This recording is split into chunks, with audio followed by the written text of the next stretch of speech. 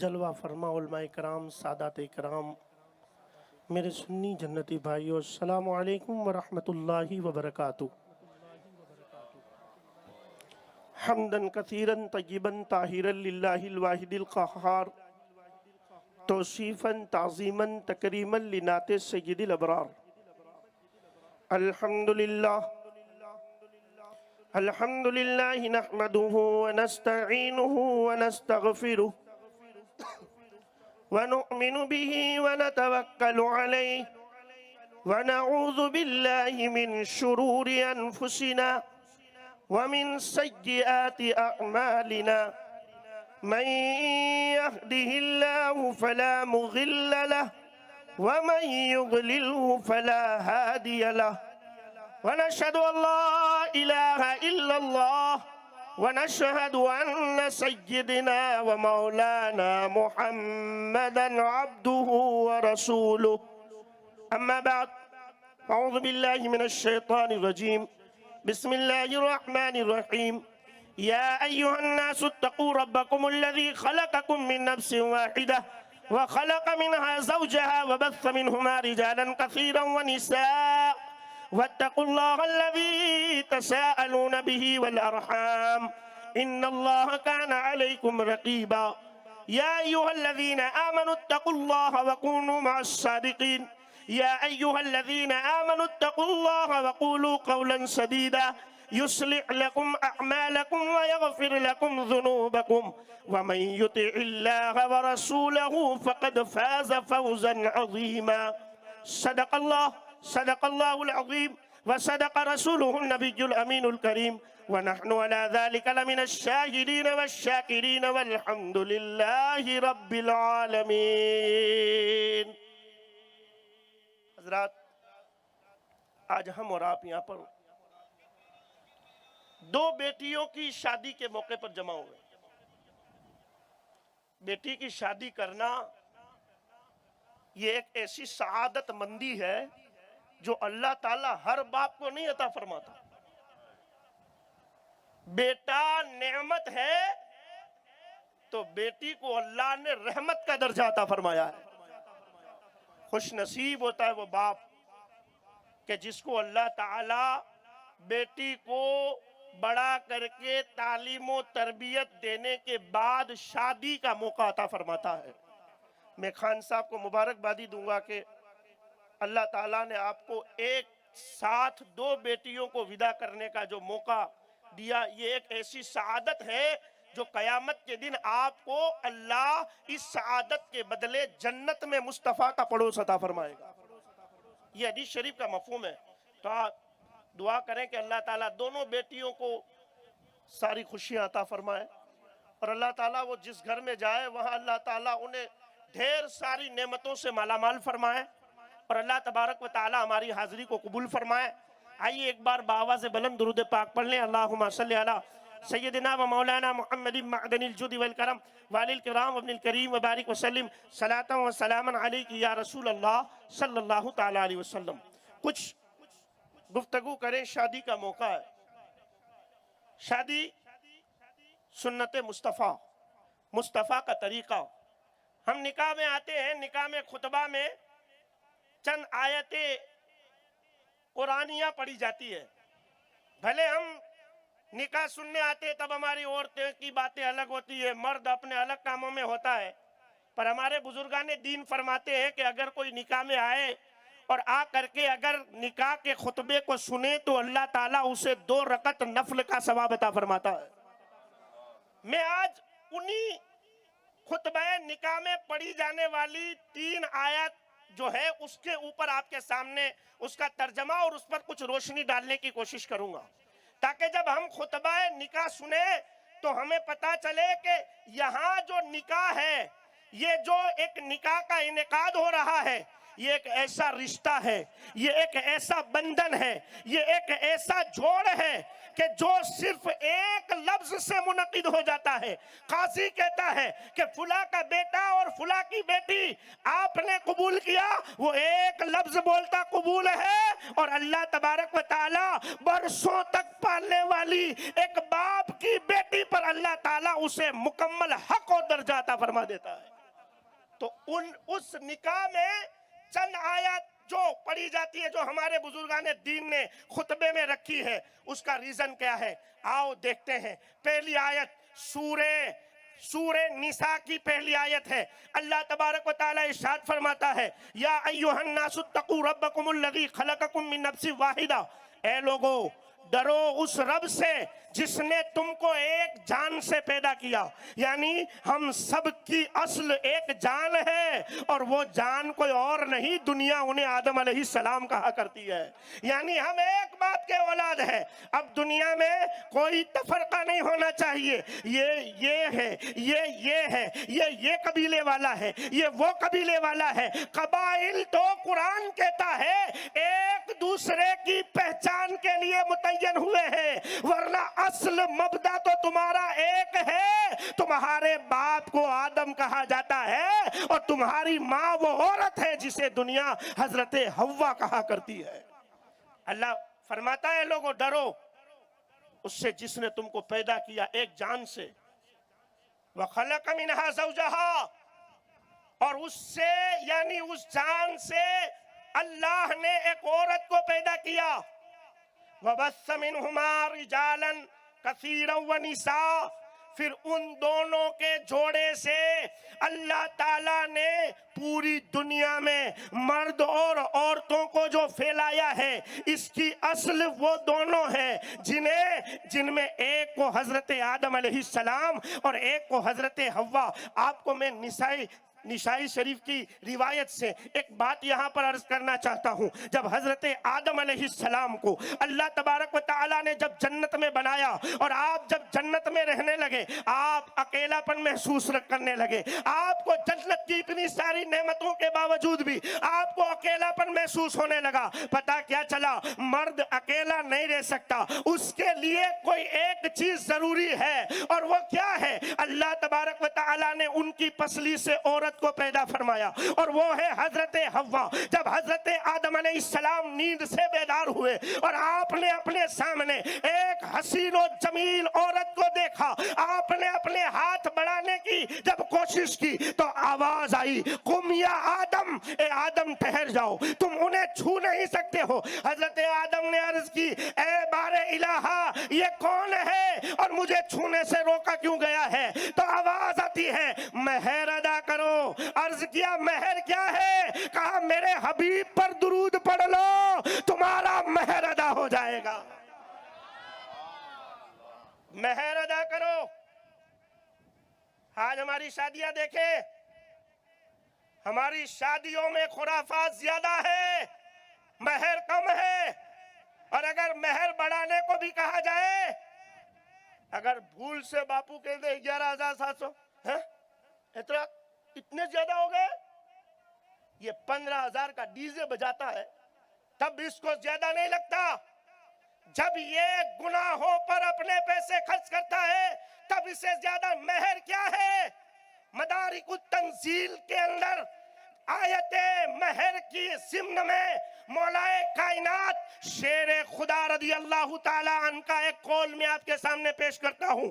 یہ قول ہماری ماں اور بہنیں اپنے ساتھ باندھ لیں. مولا کائنات فرماتے ہیں، جو عورت اپنے مہر کی جو رقم ہے اسے اگر اپنے پاس رکھتی ہے، اور اگر وہ مہر کی رقم کو رکھنے کے بعد اگر زندگی میں کبھی اس کا شوہر بیمار پڑتا ہے، وہ مہر کی رقم سے اگر کچھ چیز کو لے کر کے اگر بارش کے پانی میں بنا کر کے اگر وہ اپنے شوہر کو کھلائے، کیسی بیماری کیوں نہ ہو، اللہ تعالیٰ مہر کے پیسوں سے بنی ہوئی چیز سے شفا عطا فرماتا ہے. اور ہمیں مسجد میں دے دے پیسے، ارے اس کا حق ہے، اگر وہ چاہے تو دے دے، اگر نہ چاہے تو نہ دے.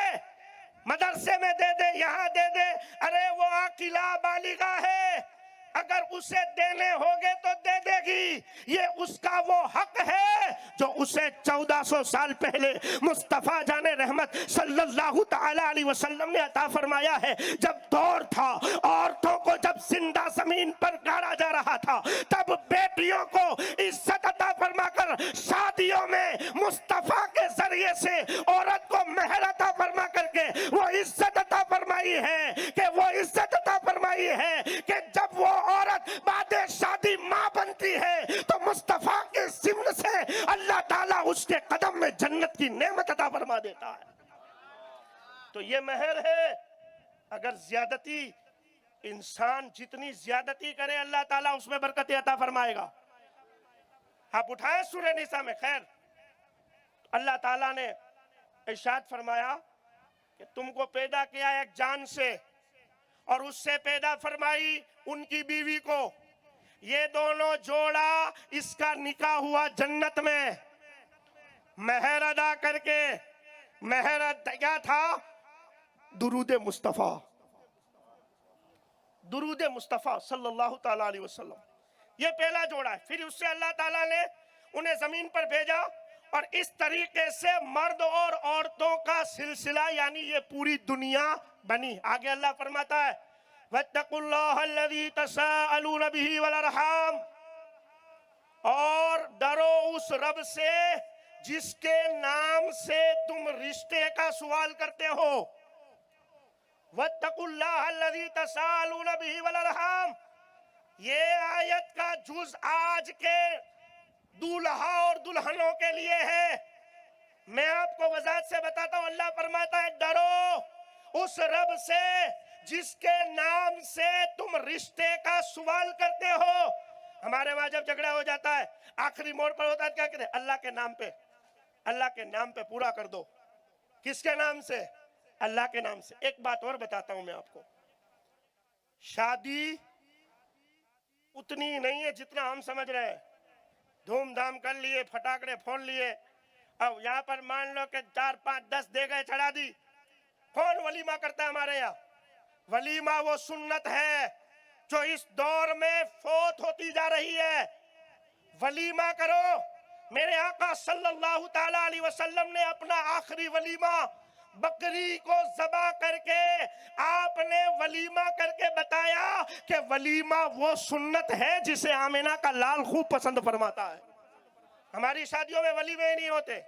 شادی سے پہلے، نکاح سے پہلے مرد کھلا دیتا ہے اور دروازے پہ ایک نوٹ لے کر بٹھا دیا جاتا ہے، کھاتے جاؤ اور پیسے لکھاتے جاؤ. اسے کوئی عبادت نہیں کہا جا سکتا ہے. یہ تو ایک ویوہار ہے کہ تم کھاؤ اور ادھر جمع کرو. ولیمہ کب ہوتا ہے؟ ولیمہ نکاح کے بعد، جب ایک مرد اور عورت کی ملاقات ہو جاتی ہے اس کے بعد دوسری صبح مرد کی طرف سے یعنی لڑکے کی طرف سے جو کھانا پکایا جاتا ہے اسے ولیمہ کہا جاتا ہے. اور دور حاضر میں جو سنت فوت ہو رہی ہو اسے زندہ کرنے پر اللہ تعالیٰ 70 شہیدوں کا ثواب عطا فرماتا ہے.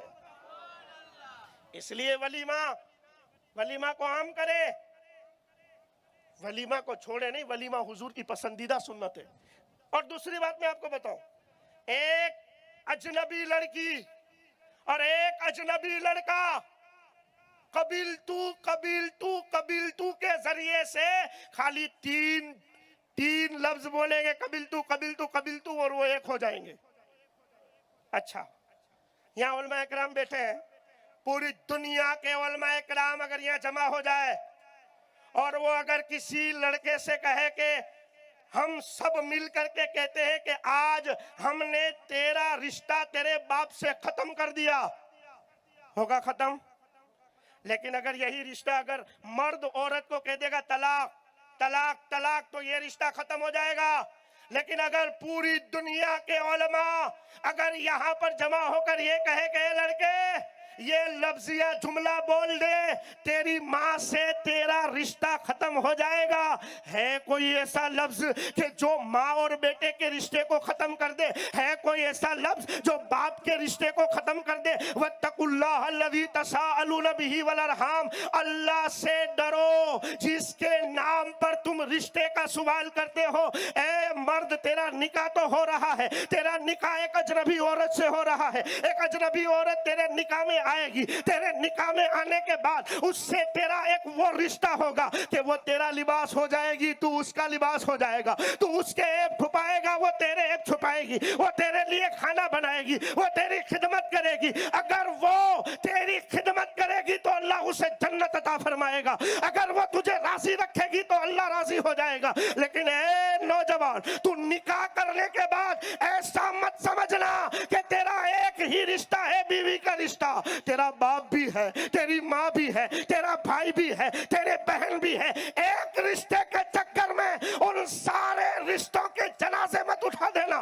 اپنی ماں کو چھوڑ کے مت چلے جانا, اپنے باپ کو چھوڑ کے مت چلے جانا, اپنے بھائی کے ساتھ رشتہ مت توڑنا, اپنی بہن کے ساتھ رشتہ مت توڑنا, اس لیے کہ تیرا باپ وہ ہے کہ جو اگر دعا کرے تو اللہ جیسے امتی کے حق میں نبی کی دعا قبول کرتا ہے, ویسے بیٹے کے حق میں اللہ باپ کی دعا قبول فرماتا ہے. اس لیے اپنے باپ کو چھوڑ کے مت جانا. میں آپ کو ایک حدیث شریف سناتا ہوں. رسول پاک صلی اللہ تعالی علیہ وسلم کی بارگاہ میں چل کے کہہ دے سبحان اللہ.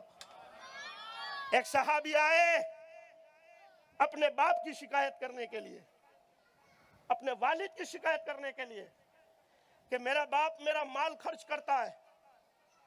کہاں؟ رسول پاک کے سامنے. آج کا نوجوان اپنے باپ کو کہتا ہے تم کو کیا پتا چلتا ہے؟ اس کو پتا چلا تب تو تو ہے, ورنہ تیرا وجود بھی نہ ہوتا اگر اس کو پتا نہ چلتا. اسی لیے مولا کائنات فرماتے اپنے باپ کے سامنے بولتے وقت ایسے بول جیسے غلام اپنے آقا کے سامنے بولتا ہے. آ کر عرض کی یا رسول اللہ میرا باپ میرے مال کو خرچ کرتا ہے, میرے آقا کا دربار عدل والا دربار ہے. حضور نے ایک صحابی کو بلایا, کہا جاؤ ان کے باپ کو بلا کر کے لاؤ. وہ بلانے گئے رسول اللہ کو, رسول اللہ کے حکم سے ان کو بلانے گئے ان کے ابا کو. وہ آئے بلانے کے لیے, کہا چلو آپ کو حضور بلا رہے, آپ کو رسول اللہ بلا رہے. انہوں نے کہا کیونکہ حضور کا مقام ایسا کہ وہ ڈر گئے کہ مجھے حضور کیوں بلا رہے. تو انہوں نے کہا کہ آپ کے بیٹے نے آپ کی شکایت کی ہے. کہا کس معاملے میں لے کر؟ کہا اس معاملے میں لے کر کہ آپ ان کا مال خرچ کرتے ہو.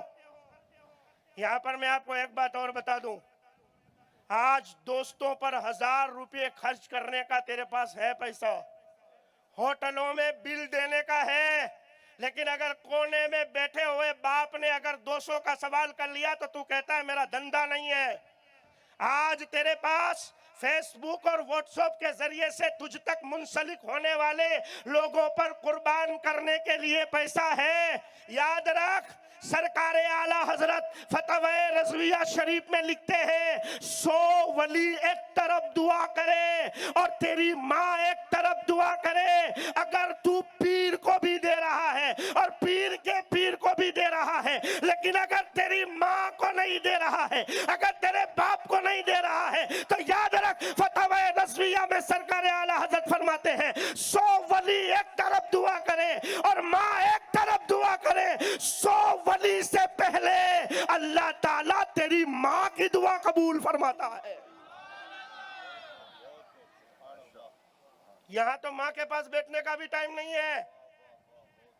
ماں ایک رات کے 1 بجے تک دسترخوان پر کھانا لے کر کے اس کا انتظار کر رہی ہے, اور یہ اندر بھی آتا ہے تو اس طریقے سے آتا ہے جیسے موبائل کے اندر اس کا کوئی بڑا بزنس ہے. سن, میرے آقا نے ارشاد فرمایا ہے کہ اگر تو نے محبت سے تیری ماں کا چہرہ دیکھا, اللہ تعالیٰ تجھے حج مبرور کا ثواب عطا فرماتا ہے. ایک صحابی نے عرض کیا رسول اللہ اگر کوئی 100 بار دن میں ماں کا چہرہ محبت سے دیکھے تو حج کرنے والا یہ نہیں کہہ سکتا ہے کہ میرا حج قبول ہوا ہے یا نہیں ہوا ہے, لیکن مصطفیٰ فرماتے ہیں اگر کوئی 100 بار اپنی ماں کے چہرے کو محبت سے دیکھتا ہے, اللہ تعالیٰ 100 قبول کیے ہوئے حج کا ثواب عطا فرماتا ہے.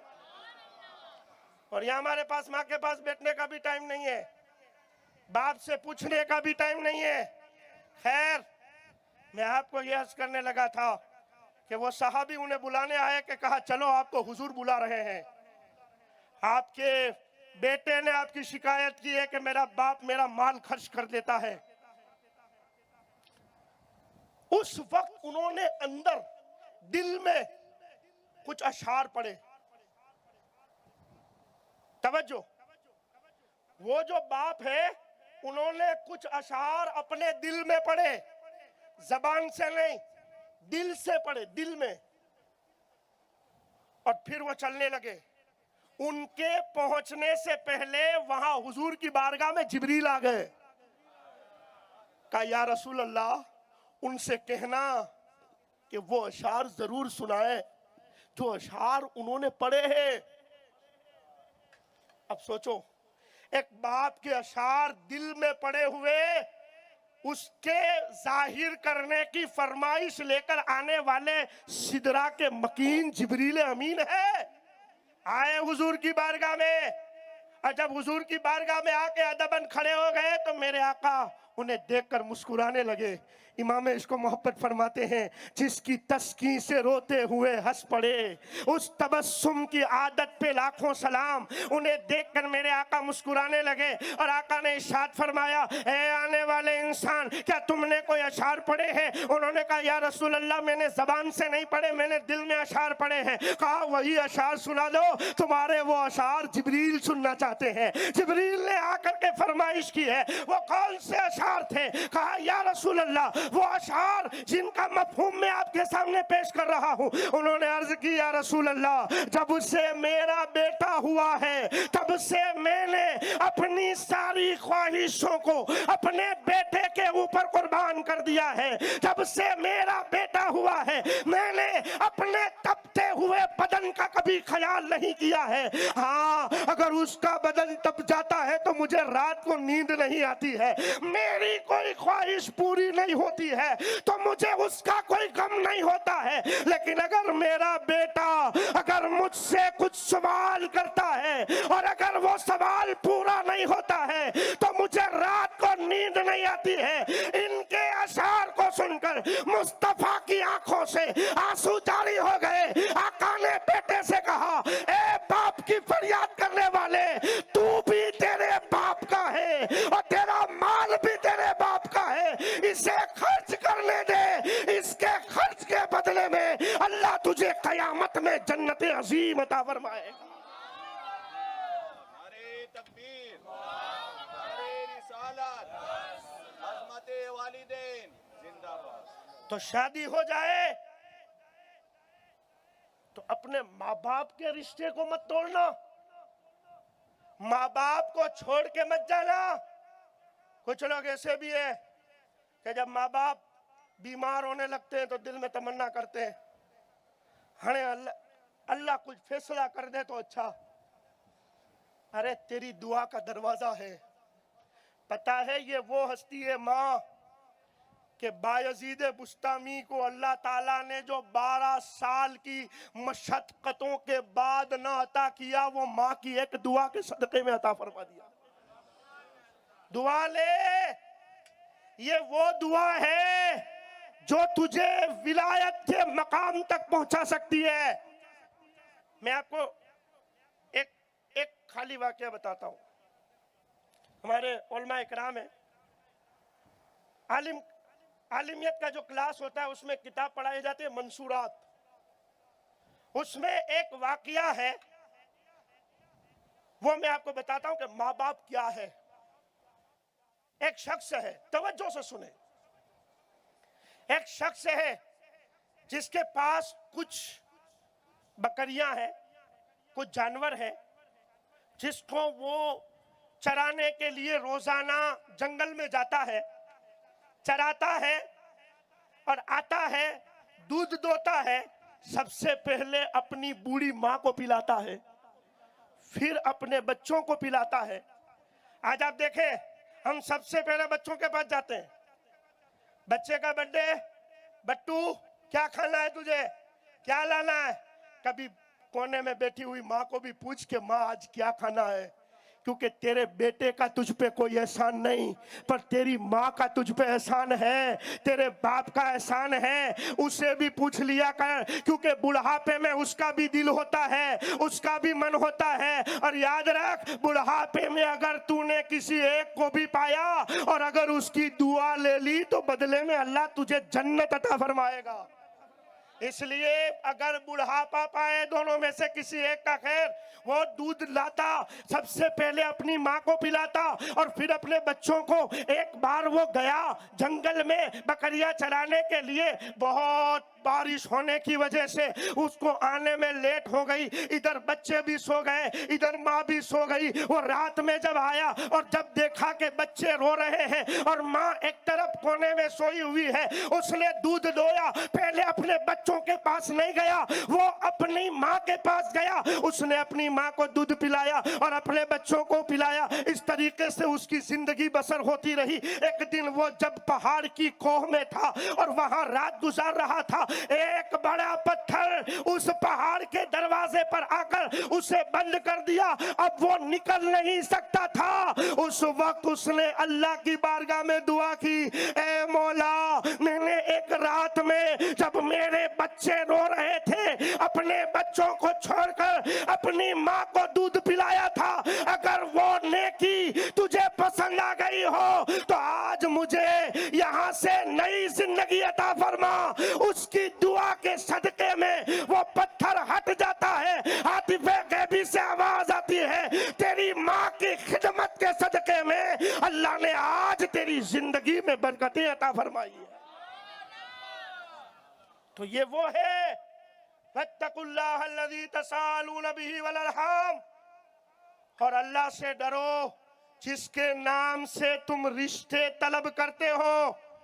हाँ, रिश्ता तलब यानी कि तुम्हारी निकाह के बाद दूसरे रिश्तों को फौत न कर देना, इतने भी मोह ना हो जाना इस रिश्ते के अंदर कि तुम्हें बाप नजर ना आए, तुम्हें माँ नजर ना आए, तुम्हें बहन नजर ना आए, तुम्हें। हाँ, इतना भी याद रखना, वो बीवी का हक भी अदा करना, क्योंकि इसका हक भी उस जात ने बयान किया है जिसे आमिना का लाल कहा जाता है। और निकाह से पहले मैं तो कहता हूँ मर्द और औरत दोनों को निकाह के ताल्लुक से जान लेना चाहिए। हमारे वहां निकाह करते हैं लेकिन पता ही नहीं निकाह क्या है, तलाक क्या है, हक क्या है, कुछ नहीं। बस डराओ खाली, फिर ऐसे डरा दो कि आखिर जिंदगी डरती रहे। अरे यार, डराने से नहीं, अल्लाह का खौफ पैदा होने से अल्लाह रिश्ते में उल्फत अता फरमाता है। मैं आपको एक बात बताता हूं, रिश्ता मोहब्बत भरा कब होता है? बुखारी शरीफ की हदीस है, रसूल पाक सल्लल्लाहु ताला अलैहि वसल्लम ने आपके पास जलवा फरमा है हजरत आयशा सिद्दीका। आज हमारी माँ जो इस्लाम पर अमल कर रही है, सदका उम्मुल मोमिनीन माँ आयशा का है। माँ आयशा ने अपनी पूरी जिंदगी इस्लाम के लिए दे दी। हम तक इस्लाम पहुंचाने के लिए, औरतों के अहकाम हमारी माँ और बहनों तक पहुंचाने के लिए माँ आयशा सिद्दीका ने एक गिलास से पानी पिया। मेरे आका ने वहां ही से पानी पिया जहां से माँ आयशा ने पानी पिया। ये बता रहा है कि औरत को इज्जत देने वाली जात मुस्तफा जाने रहमत है। आप अपनी बीवी को इज्जत भी दें और अपने माँ बाप के मकाम और उनके अदब और एहतराम और उनके साथ जो रिश्ता है उसे भी बरकरार रखें। अगर आप दोनों रिश्तों को बरकरार रखते हुए चलेंगे तो अल्लाह यहाँ भी कामयाबी अता फरमाएगा, वहां भी कामयाबी अता फरमाएगा। अच्छा, ये एक आयत है पहली। अभी दूसरी आयत देखें, हमें ज्यादा आपको नहीं करूंगा, 5-10 मिनट। दूसरी आयत निकाह में जो हम वो ये या अय्युहल्लज़ीना आमनु तकुल्लाह वक़ूलू क़ौलन सदीदा युस्लिह लकुम अअमालकुम व यग़फिर लकुम ज़ुनूबकुम। ए ईमान वालो, अल्लाह से डरो और अच्छी बात कहो। क़ूलू क़ौलन सदीदा, सीधी बात कहो। आज हमारे वहां ये निकाह तो है نکاح کے اندر بتایا بھی جاتا ہے سیدھی بات کہو میرے نہیں رہنا تمہارے گھر میں یہاں تو تمہاری ماں بھی بولتی ہے تمہارا باپ بھی بولتا ہے میرے نہیں رہنا مجھے لے جانا ہو تو نوکھا کر کے لے جانا یہ سیدھی بات ہے یہ سیدھی بات نہیں ہے ابھی ایک میں آپ کو مثال دوں ابھی باپو صاحب کے گھر پہ ہم گئے رات رکانے کے لیے آ جائے ناندر کی اب میں بھی ہوں مولانا بھی ہے دوسرے بھی 2-4 لوگ ہیں صبح فجر کی اذان ہوئی اذان سنتے باپو بیدار ہو گئے ابھی باپو آ کر کے باپو کے پاس 2 طریقے ہیں ایک کیا ہے آئے ہاتھ پکڑے چہرے پہ ہاتھ پھراتے کہ اٹھو فجر کی اذان ہو گئی ہے ایک یہ طریقہ ہے دوسرا یہ طریقہ کہ باپو آئے اللہ تمہارے اٹھ سنتا نہیں ہے فجر کی اذان ہو گئی یہ 2 طریقے ہیں ایک یہ کہ باپو پاس آئے اور ہاتھ سر پر پھرائے اور کہے اٹھو فجر کی اذان ہو گئی اگر وہ نہیں آنا چاہتا بھی ہوگا تو باپو کا طریقہ دیکھ کر کہے گا چلو آپ کے ساتھ میں فجر پڑھنے آتا ہوں آج میں آپ کے ساتھ چلوں گا قولو قولا سدیدا اچھی بات کہو صحیح بات کہو درست بات کہو اور وہ طریقہ جس میں باپو سے سامنے والا کہہ دے گا آپ جاؤ مجھے نہیں آنا ہے اس لیے کہ سختی وہ چیز ہے جو چیزوں کو توڑ دیتی ہے اور اخلاق وہ چیز ہے جو ٹوٹی ہوئی چیز کو جوڑ دیتی ہے ابھی مان لو کہ لڑکی کا باپ فون کر کے گئے میری لڑکی کو بھیج دو بھیس کو سنگڑے بھاری نہ ہوئے تو پھر وہ گھر نہیں چلے گا اس لیے کہ یہ سیدھی بات نہیں ہے مصطفیٰ جان رحمت صلی اللہ تعالیٰ علیہ وسلم کی بارگاہ میں حضرت فاطمہ اور حضرت علی کے جھگڑے کو پیش کیا گیا میرے آقا نے فرمایا فاطمہ علی جو کہہ رہے ہیں وہی کرو اس لیے کہ وہی کرنے میں اللہ تعالیٰ تمہیں دونوں جہان کی بھلائی عطا فرمائے گا اگر باپ بیٹی کو جب ایسی نصیحت دیتا ہے نا اگر باپ اگر سیدھی بات کرتا ہے نا پھر گھر ٹوٹتا نہیں ہے بلکہ گھر مدینہ مدینہ ہو جاتا ہے وہ داماد بھی سوچتا ہے یار بیٹی ہونے کے باوجود بھی وہ اس کا رخ نہیں لے رہے ہیں وہ میرا رخ لے رہے ہیں اگر وہ غلطی پر نہیں بھی ہوگا پھر بھی وہ اچھے سے پیش آ کر بتائے گا اس لیے کہ خلق ایسی چیز ہے کہ شاعر کہتا ہے خلق سرکار سے کتنوں کو بدلتے دیکھا موم تو موم ہے پتھر کو پگھلتے دیکھا اس لیے قولو قولا سدیدا رشتوں میں اچھی بات کرو توڑنے والی بات نہیں جوڑنے والی بات کرو اللہ تعالیٰ توڑنے کو پسند نہیں کرتا اللہ تعالیٰ جوڑنے کو پسند کرتا ہے یا ایھا الذین آمنوا اتقوا اللہ وقولوا قولا سدیدا یصلح لکم اعمالکم اگر تم اچھی بات کہو گے اللہ تعالیٰ تمہارے اعمالوں کو سدھار دے گا اللہ تمہارے اعمالوں کی اصلاح کر دے گا اگر تم صحیح بات کرو گے طلاق کی نوبت نہیں آئے گی اگر لڑکی زیادہ بولنے والی ہے اور اگر لڑکا درست بات کرے گا اللہ اسے صبر کا ثواب عطا فرمائے گا اگر لڑکا غصے والا ہے اور اگر لڑکی وہاں سیدھی بات کرے گی قول سدید کرے گی وہ گھر ٹوٹے گا نہیں اللہ تبارک و تعالی دونوں کے صبر کی وجہ سے اس گھر کو جوڑے رکھے گا اور جب جوڑے رکھے گا اور اللہ جب اولاد عطا فرمائے گا وہ اولاد میں نیکی اللہ ماں باپ کے صبر کی وجہ سے عطا فرمائے گا اس لیے اے ایمان والو اللہ سے ڈرو اور سیدھی بات کرو تاکہ اللہ تعالیٰ تمہارے اعمال کو سدھار دے درست فرما دے اور آگے اللہ فرماتا ہے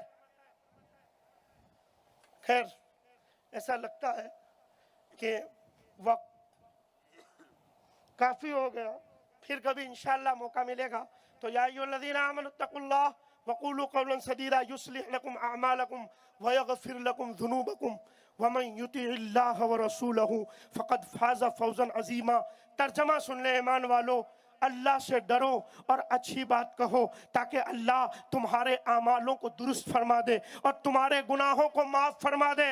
اور جو اللہ اور اس کے رسول کی اطاعت کرے گا اللہ اسے دونوں جہان میں کامیابی عطا فرمائے گا.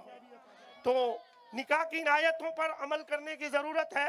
ہمارے یہاں نکاح میں بہت سارے خرافات پیدا ہو رہے ہیں دکھاوے کے طور پر. ابھی میں یہاں داخل ہوا آپ کے گاؤں میں تو پٹاخے پھوٹ رہے تھے. میں نے پوچھا کہ یہ شادی میں؟ ارے یار یہ ساری چیزوں سے دور ہو جاؤ. زیادہ سے زیادہ یہی نا کہ دنیا میں لوگ آپ کو کہیں گے کہ اس نے، میرے آقا فرماتے ہیں نکاح کو سستا کر دو. نکاح کو سستا جتنا کرو گے اتنا اللہ تعالیٰ تمہارے نکاح میں برکت عطا فرمائے گا. آج ہم نے نکاح کو اتنا مہنگا کر دیا ہے. آج میں کتاب پڑھ رہا تھا رسومات شادی، اس کے اندر ایک واقعہ لکھا تھا کہ ایک عورت نے اپنے باپ سمیت خودکشی کر لی اور پھر جب خودکشی کے بعد ان کی نوٹ دیکھی گئی تو اس میں لکھا تھا نہ میرے پاس اتنے پیسے تھے کہ میں اپنی بیٹی کا نکاح کر سکتا، اور بیٹی نے لکھا تھا نہ میرے پاس کوئی ایسا رشتہ تھا کہ جو مجھے دولت نہ ہونے کی وجہ سے قبول کرتا. کہنے کا مقصد یہ ہے ان کا کام درست نہیں ہے لیکن انہوں نے جو علت لکھی ہے وہ علت کہیں نہ کہیں آج ہمارے معاشرے میں پائی جا رہی ہے. یہ اتنی مہنگائی اور اتنے دکھاوے کو بند کر کے آ جاؤ سنت مصطفیٰ کی طرف آ جاؤ، اس لیے کہ برکتیں دکھاوے میں نہیں ہے، اللہ برکتیں سنت مصطفیٰ میں عطا فرماتا ہے. بہترین نکاح وہ ہے جو سستا ہو. ہم قرضہ لے کر کے نکاح کر رہے ہیں، ہم دکھاوے کے طور پر اس نے اگر 5 لاکھ خرچ کیا تو ہم 7 لاکھ کریں گے، اس نے 7 لاکھ کیا تو ہم 10 لاکھ کریں گے. چھوڑے، یہ ریاکاری ہے، نہ اس کا بدلہ تمہیں دنیا میں ملے گا نہ آخرت میں. ارے جو کرنا ہے وہ اللہ اور اس کے رسول کے لیے کر. پڑوس والا یہی نہ کہے گا کہ اس کا آنگن تو میت کا آنگن ہے، شادی ایک ہی بار کرنی ہے، جو ہوگا دیکھا جائے گا.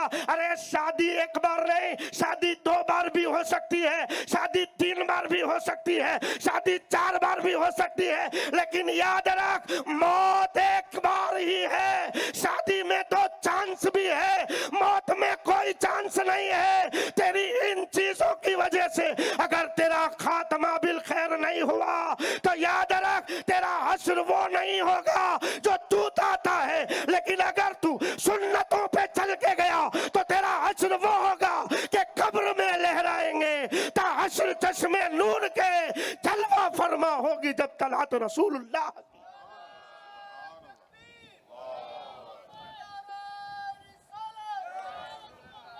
اس لیے ریاکاری چھوڑیے اور سنتوں پہ آئیے. ہماری بھلائی سنتوں میں ہے. خیر، زیادہ تفصیل میں نہ جاتے ہوئے میں اپنی بات کو یہیں پر ختم کرتا ہوں. میرے بولنے میں اگر کسی قسم کی کوئی بھی غلطی ہو میں توبہ کرتا ہوں. استغفر اللہ ربی من کل ذنب و خطیئۃ و اتوب الیہ. اور اللہ سے دعا کرتا ہوں جو باتیں بولی گئی اس پر سب سے پہلے مجھے اور پھر آپ لوگوں کو عمل کرنے کی توفیق عطا فرمائے.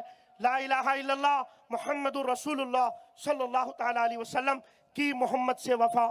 تو نے تو ہم تیرے ہیں، یہ جہاں چیز کیا لوح و قلم تیرے ہیں. سرور کہوں کہ مالک و مولا کہوں تجھے، باغ خلیل کا گل زیبا کہوں تجھے. تیرے تو وصف عیب تنا ہی سے ہے بری، حیران ہوں میرے شاہ میں کیا کیا کہوں تجھے. لیکن رضا نے ختم سخن اس پہ کر دیا، خالق کا بندہ خلق کا آقا کہوں تجھے. ارباب نظر کو کوئی ایسا نہ ملے گا، بندے تو بہت مل جائیں گے.